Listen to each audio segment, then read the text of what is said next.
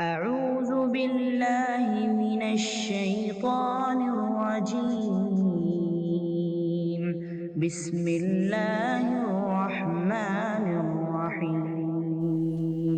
تمام تعریفیں اللہ رب العالمین کے لیے ہیں۔ درود و سلام ہو نبی آخر الزماں محمد صلی اللہ علیہ وسلم پر۔ حاضرین جمعہ، اس جمعہ میں آپ کے سامنے قربانی کا حکم، مقصد اور اس کی حکمتیں کیا ہیں،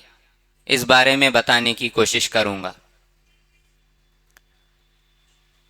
والفجر ولیال عشر، اللہ تعالیٰ نے قسم کھا کر ان دنوں کی اہمیت بتائی ہے کہ جس طرح رمضان کے مکمل مہینہ پھر اس کی آخری 10 راتیں افضل ہیں، اسی طرح ذی الحجہ کے دن افضل ہیں۔ اس میں ہونے والی عبادتوں کا ثواب اللہ زیادہ دیتا ہے، اور اس کی سب سے اہم عبادت قربانی ہے۔ لِكُلِّ أُمَّةٍ جَعَلْنَا مَنْسَكًا لِيَذْكُرُوا اسْمَ اللَّهِ عَلَى مَا رَزَقَهُم مِّن بَهِيمَةِ الْأَنْعَامِ۔ اللہ تعالیٰ نے فرمایا کہ ہر امت کے لیے منسکن، ایک طریقہ ہم نے مقرر کیا ہے تاکہ اللہ تعالیٰ نے جو نعمتیں مال کے، جائیداد کے، جس بھی شکل میں اللہ نے دے رکھے ہیں، ان نعمتوں پر اللہ کا شکر ادا کرتے ہوئے چوپایوں کو اس کے نام سے ذبح کرنا ہے۔ یہ قربانی نہ صرف یہ کہ امت مسلمہ، بلکہ جیسا کہ اللہ نے اس آیت میں فرمایا منسکا لیذکروا اسم اللہ لکل امت جعلنا، ہر امت کے لیے اللہ نے یہ طریقہ مقرر کیا تھا۔ سورہ کوثر میں اللہ نے فرمایا فصلی لربک وانحر، کہ آپ اپنے پروردگار کے لیے نماز پڑھیے اور قربانی کیجیے۔ اسی طرح سورہ انعام آیت نمبر 160 پر 2 اللہ تعالیٰ نے فرمایا قل ان صلاتی ونسکی ومحیایا ومماتی للہ رب العالمین، کہ ابن کثیر علیہ الرحمہ نے اس آیت کی تفسیر میں لکھا ہے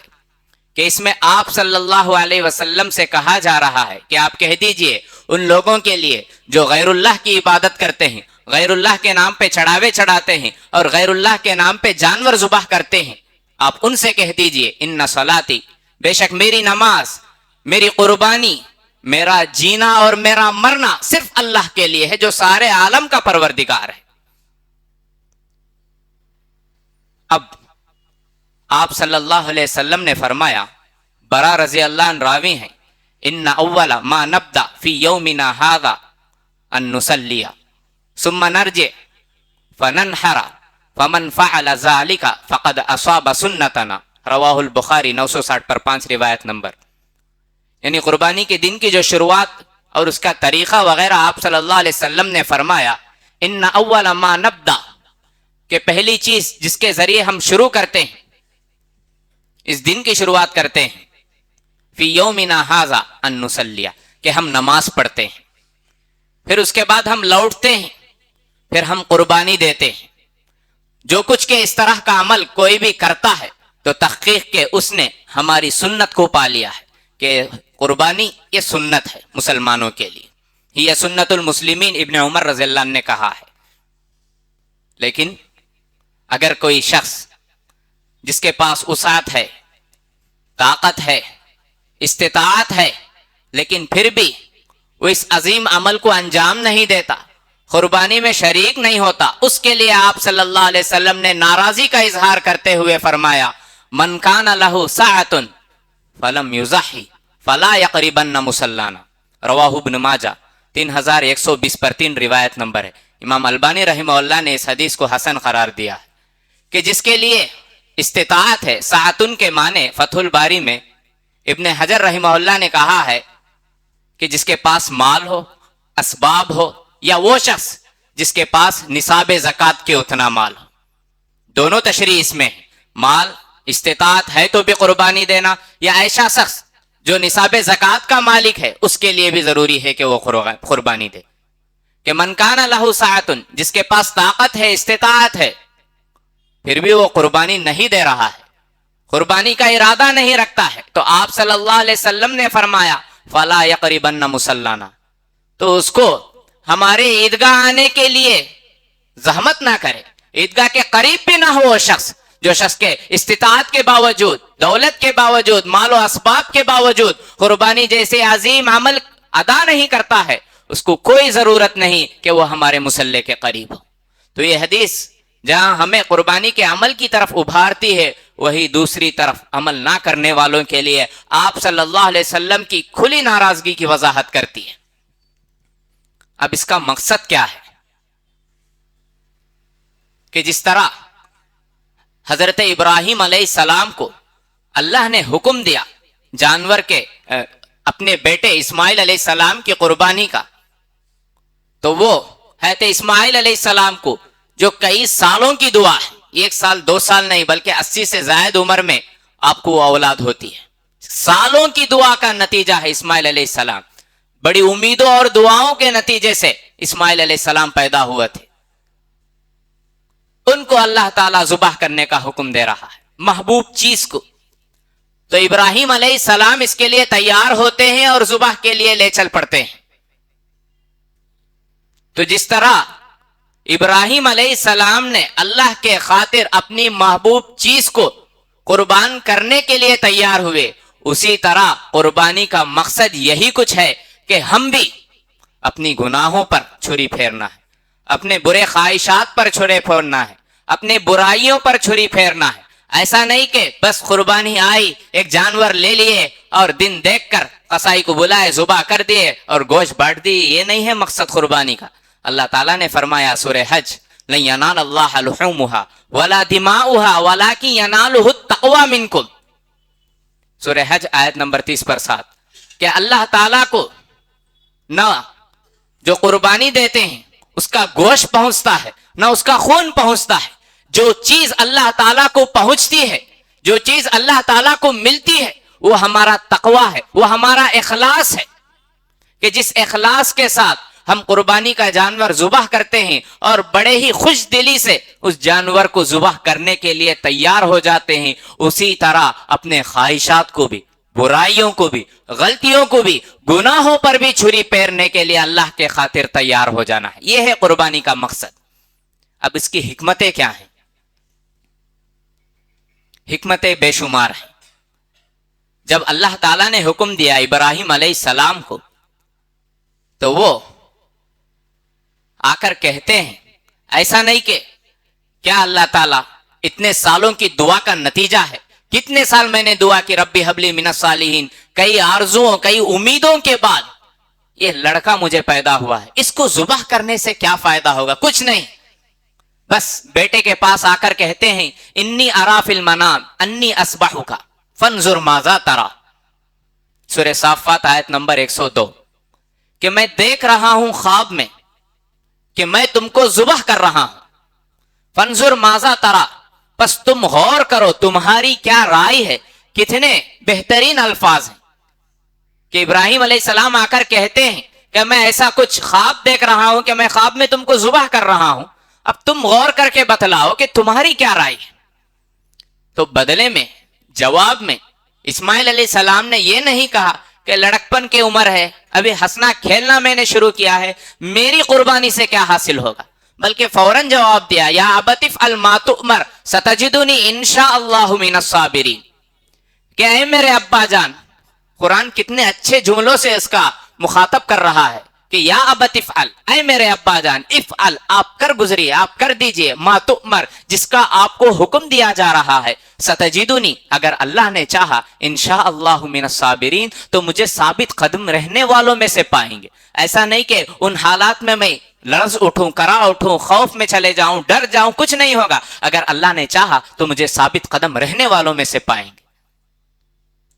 باپ قربانی کرنے کے لیے تیار، بیٹا قربان ہونے کے لیے تیار۔ سب سے بڑی حکمت اس میں اللہ تعالیٰ نے مال کی شکل میں، اسباب کی شکل میں، جائیداد کی شکل میں، زیوروں کی شکل میں جو کچھ کہ اللہ نے ہمیں دے رکھا ہے، اس پر شکر ادا کرتے ہوئے قربانی کرنا ہے۔ کہ اللہ تعالیٰ نے کہا سورہ نمل آیت نمبر 40 ھذا من فضل ربی لیبلونی ااشکر ام اکفر، کہ یہ میرے رب کا فضل ہے یہ میرے رب کی عنایت ہے، یہ میرے رب کی نعمتیں ہیں، وہ مجھے آزما رہا ہے، وہ میرا امتحان لے رہا ہے نعمتیں دے کر کہ میں شکر ادا کرتا ہوں یا ناشکری ادا کرتا ہوں. کہ یہ نعمت ایک بڑی حکمت کا تقاضا ہے کہ اللہ تعالیٰ نعمت دے کر ہم کو آزما رہا ہے کہ ہم شکر کرتے ہیں یا ناشکری. ایک اور حکمت کہ اس میں اللہ تعالیٰ کی قربت کے لیے سب سے بہترین ذریعہ ہے، اور یہ شاعر اللہ کا ایک حصہ ہے. یعنی شریعت اسلامی میں جو چیزیں اللہ تعالیٰ نے حکم دے رکھا ہے کہ یہ چیزیں کرنا ہے، یہ عمل کرنا ہے، رمضان میں روزے رکھنا ہے، اسی طرح قربانی شاعر اللہ کا ایک حصہ ہے. اور قربانی یہ اللہ کی قربت کا ایک بہترین ذریعہ ہے کہ خود جیسا کہ میں نے آپ کے سامنے آیت تلاوت کی، سورہ انعام آیت نمبر 160 پر دو، قل ان صلاتی ونسکی ومحیای ومماتی للہ رب العالمین. قربانی کے ذریعے ہم پیغام دیتے ہیں کہ میری زندگی، میرا جینا، میرا مرنا، میری عبادتیں، میری قربانی جو کچھ بھی ہے سب اللہ رب العالمین کے لیے. یہ ہے ایک حکمت. ایک اور حکمت اس میں نفس اور مسکینوں کے لیے وسعت ہے، اکرام ضیوف اس میں ہے، محتاجوں کی مدد کا ایک بہترین ذریعہ ہے، غریبوں کے لیے عید منانے کی ایک اہم ذریعہ ہے. اسی لیے اللہ تعالیٰ نے فرمایا فَكُلُوا مِنْهَا وَأَطْعِمُوا الْبَائِسَ الْفَقِيرَ، سورہ حج آیت نمبر 20 پر 8، کہ تم بھی کھاؤ اس میں سے، اور جو محتاج ہیں، جو فقیر ہیں، جو ضرورت مند ہیں، ان کا بھی لحاظ رکھو. کہ جہاں یہ عید قربانی کے ذریعے ہم اللہ کی رحمت کو پانے کی، اللہ کی رحمت سے قریب ہونے کی کوشش کرتے ہیں، وہی یہ قربانی یہ پیغام ہمیں سناتی ہے، یہ پیغام ہمیں دیتی ہے کہ اس میں غریبوں کا خیال رکھنا ہے، اس میں مسکینوں کا خیال رکھنا ہے، اس میں محتاجوں کا خیال رکھنا ہے، اور جو غیرت مند ہیں حالانکہ ضرورت ان کو ہے لیکن ہاتھ پھیلاتے نہیں کہ کسی کے سامنے جا کر کھڑے نہیں ہوتے ہیں، ان کا بھی خیال رکھنا ہے. عموماً ہوتا یہ ہے آج کی دنیا میں کہ جہاں سے انکمنگ وہی آؤٹ گوئنگ، کس کے گھر سے ہم نہ گوشت آنے کی امید رہتے گی، ہمارے رجسٹر میں بھی ان کا نام رہتا، باقیوں کا نام نہیں رہتا. قربانی یہ چیز ہمیں نہیں سکھاتی ہے. قربانی فَكُلُوا مِنْهَا ہمیں بھی کھانا ہے، اور محتاجوں اور غریبوں کا خیال رکھنا ہے. جہاں سے گوشت آ رہا ہے ہمارا گوشت بھی وہیں جاتا ہے. یہ چیز تو قربانی کا پیغام نہیں. قربانی یہ چیز نہیں سکھاتی ہم کو کہ جہاں سے ہم کو گوشت آئے یا جہاں سے گوشت آنے کی امید ہمیں رہتی ہے اسی گھر کو ہم گوشت بھیجتے، اور جب وہاں سے گوشت نہیں آتا تو شکوہ بھی شروع، وہاں سے گوشت گیا اتنا، وہاں سے کیا بھی آیا نہیں نا. یہ چیز ہمیں قربانی نہیں سکھاتی ہے. قربانی میں ضرورت مندوں کا خیال رکھنا ہے کہ یہ عید ایسی عید ہے جس میں نہ صرف مالدار خوشحال لوگ بلکہ جو ضرورت مند ہیں، جو غریب ہیں، جو مفلس ہیں، ان کے گھر میں بھی چولہا جلے، ان کے گھر میں بھی خوشیاں منائے، ان کے اولادوں کے چہروں پر بھی مسکراہٹ. یہ ہے قربانی کی ایک حکمت. ایک اور حکمت سنت ابراہیمی کو زندہ رکھنا ہے کہ جس طرح ابراہیم علیہ السلام نے قربانی کا عمل دیا کہ کیسے کچھ وہ قربانی کے کن حالات میں ہوتی ہے، کہ اندازہ لگائیے کہ سورہ ابراہیم کی آیتیں مستقل اس پر دال ہیں کہ کیا کچھ حالات میں انہوں نے قربانی کی تھی. کہ پہلے تو حکم ہوتا ہے ابراہیم علیہ السلام کو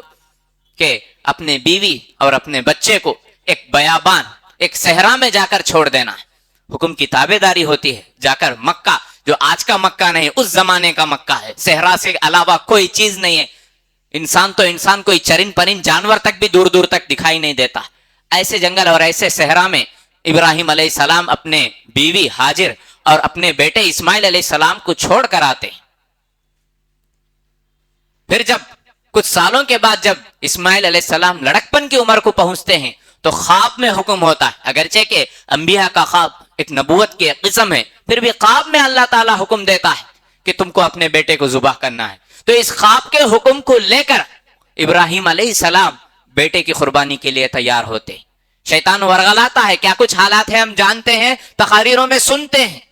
کہ کیسے وہ ورغلایا، کیسے ان لوگوں نے جواب دیا کہ یہاں حاجر علیہ السلام ہے، کہ اتنی امیدوں اور مرادوں کے بعد یہ اولاد انہیں اللہ تعالیٰ نے عطا کی ہے، لیکن زبان پر ایک حرف شکایت نہیں، نہ چھوڑنے پر شکایت، نہ قربانی پر شکایت. بس سوال کرتے کہ اللہ کا حکم ہے، ہاں بس ختم، اللہ کے حکم کے آگے کوئی چیز نہیں ہے. تو یہی سنت ابراہیم کو اللہ تعالیٰ نے ہم مسلمانوں کے لیے زندہ رکھنے کا حکم دیا. ایک اور حکمت اس میں صبر اور شکر، یہ چیز ہمیں یہ سکھاتی ہے کہ اللہ تعالیٰ نے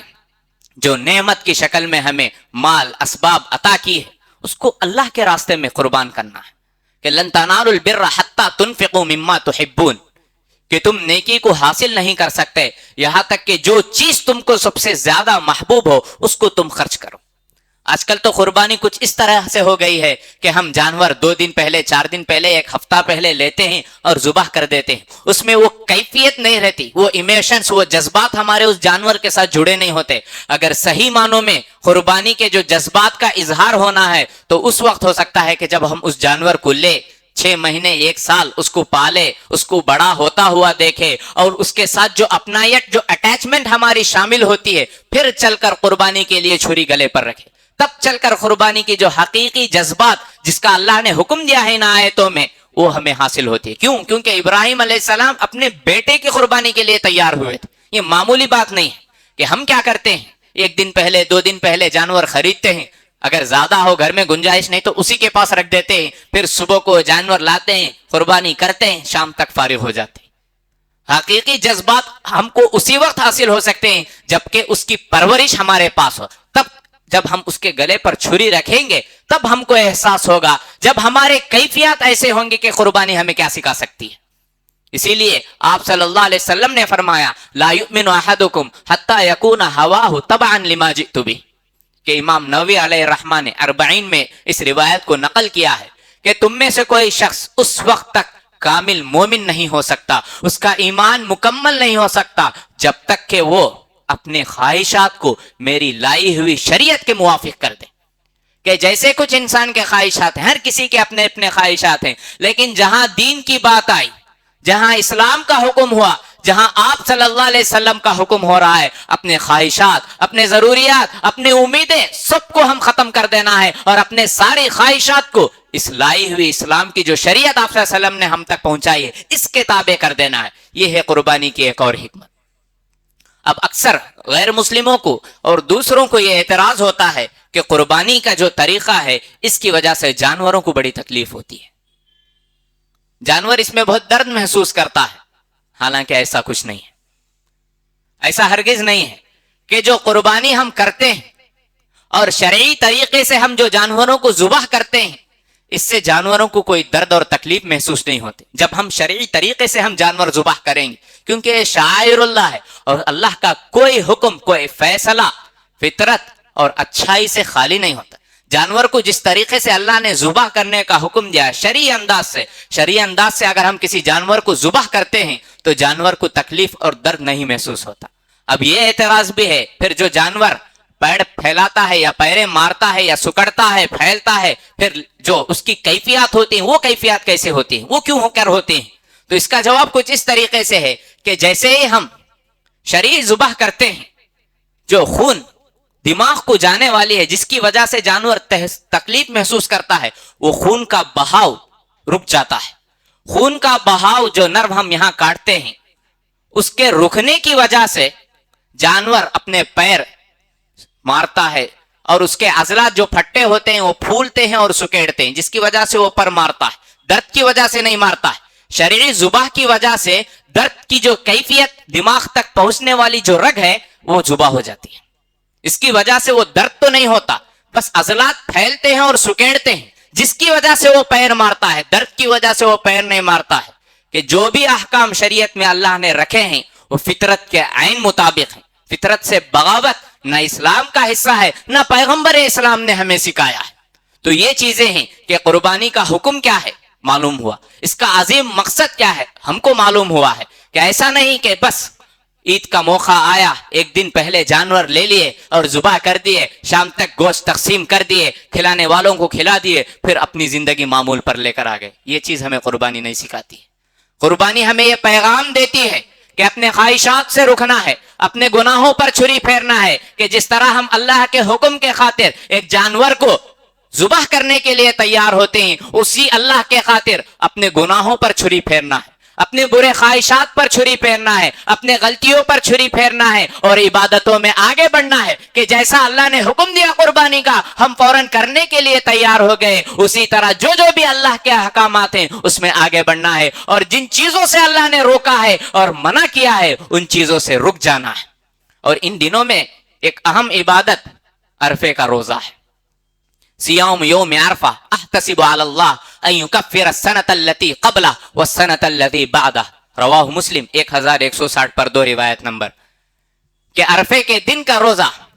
मैं उम्मीद करता हूं कि आप सल्लम कहते हैं, मुस्लिम की रिवायत है कि मैं उम्मीद करता हूं कि अल्लाह ताला इसके जरिए एक साल के पिछले साल के गुनाह और अगले साल के गुनाह अल्लाह माफ कर सकता है। एक रोजे की इतनी बड़ी अहमियत है कि अरफे के दिन का रोजा कि हमारे लिए इतनी बड़ी खुशखबरी और इतना बड़ा पैगाम लेकर आया है कि हम में से हर एक को चाहिए कि वो इस दिन का रोजा रखे। और साथ में इन दिनों में तकबीर, तहलील और तहमीद ये भी कसरत से करना है, क्योंकि कसम खाकर अल्लाह ताला ने कुरान में इन दिनों की अहमियत बयान की है कि खुसूसन ये 9 से 10 दिन भी बेहतरीन इबादत के, सवाब भी ज्यादा है, क्योंकि कसम के जरिए अल्लाह ने इसकी अहमियत बयान की है। और कुरान में अगर किसी भी चीज को अल्लाह ताला अहमियत देना है, अहमियत देता है तो कसम खाकर उसकी अहमियत को और बढ़ाता है, जिस तरह के इन अय्याम की अहमियत को अल्लाह ताला ने मजीद ज्यादा किया है। दुआ है रब्बुल आलमीन से कि अल्लाह ताला मुझे और आपको कुर्बानी जैसी अजीम नेमत और कुर्बानी का जो फलसफा है और कुर्बानी की जो हिकमतें हैं उसको अपनाने की तौफीक अता फरमाए, और इसके पस पर्दा जो अजीम मकासिद अल्लाह ताला ने रखे हैं उन मकासिद को हासिल करने की तौफीक अता फरमाए। आमीन। बारकल्लाहु लना व लकुम फिल आयाति वल कुरआनि वज़ ज़िक्रिल हकीम, इन्नहु तआला जवादुन कलीम मलिकुम बर्रुर रऊफ व रब्बुन हलीम।